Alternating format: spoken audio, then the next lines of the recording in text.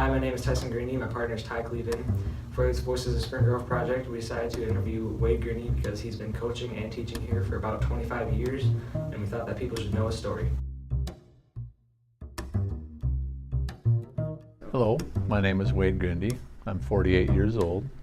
I've been a teacher here in Spring Grove for the last 25 years.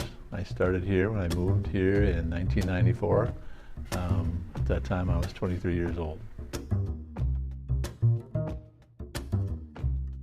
In high school I played football, basketball, and baseball. And football in Plummer High School it was actually called. It turned to Oakley Plummer later on once they co-opted. But in football I was all-state as a quarterback. I was all-conference. In basketball I was all-conference as well as team MVP and all-state as well. And baseball, we stopped. Our high school baseball program ended when I was 15 years old, so we didn't get to play any longer after that. I actually went to 3 colleges. I started out at the University of North Dakota because they gave me a scholarship to play basketball. Then I transferred after that year because they weren't going to increase my scholarship to a junior college. The junior college I went to was Northland Community College in Thief River Falls, Minnesota. After playing there for 1 year so I could get re-recruited, I was given a full ride scholarship at Mayville State University in North Dakota, where I finished playing my junior and senior year there.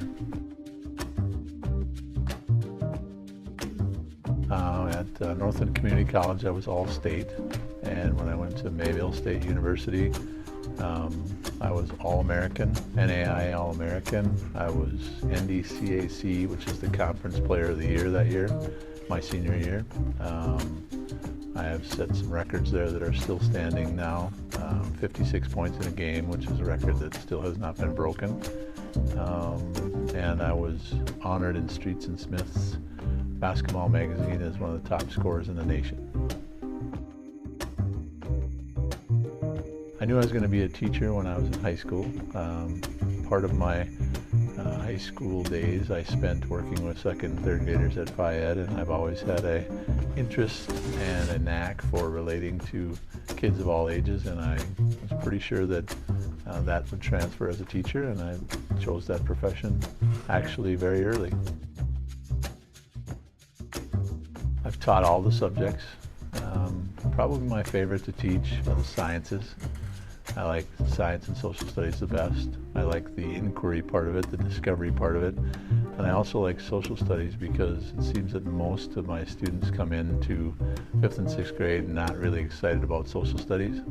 And I feel that it's my job and one of my talents to make them enjoy it, appreciate it, and retell the story of the past so that we can learn from the mistakes of the past so that we don't make the same mistakes in the future.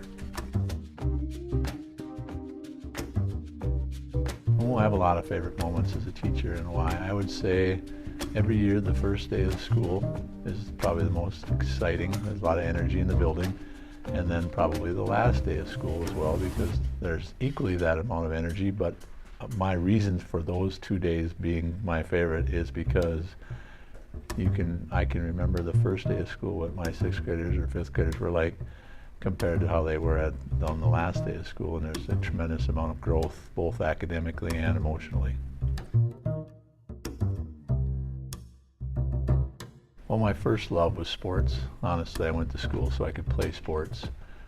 Even at a young age, I had a knack for understanding whatever sport I played at a higher level than just playing it. I understood what our teams needed to do to be successful, even as a player.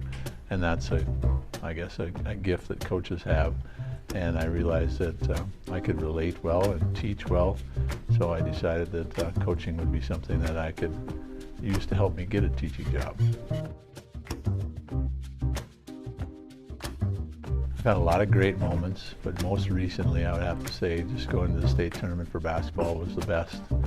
We went to the state tournament for football as well, but the basketball state tournament was very special because it involved the whole community, and it took a lot of people to make that happen. And to see that actually happen after 24 years of being the head coach made that a special experience. Most proud of as a coach and why.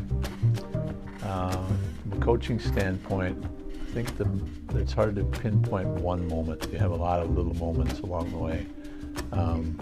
Probably the most proud moments I have is later on in my career when I've coached an athlete, say 5, 10, 15 years earlier, and then they come back to you and tell you, things that they learned that apply to their life nowadays have made a big difference in their life.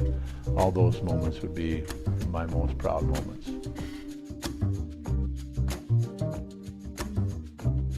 As a basketball coach, I've been awarded the Section Coach of the Year 4 times, and most recently State Coach of the Year this season for Class A.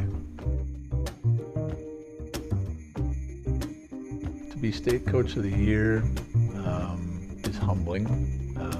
To get there, it makes you step back and look at all the years and all the players and all the coaches and all the time and effort that everybody's put in. To get there, honestly, it takes everybody, players, parents, coaches, all working together. So when you are awarded an award like that, it shouldn't say State Coach of the Year, it should say State Program of the Year, because that's basically what it is.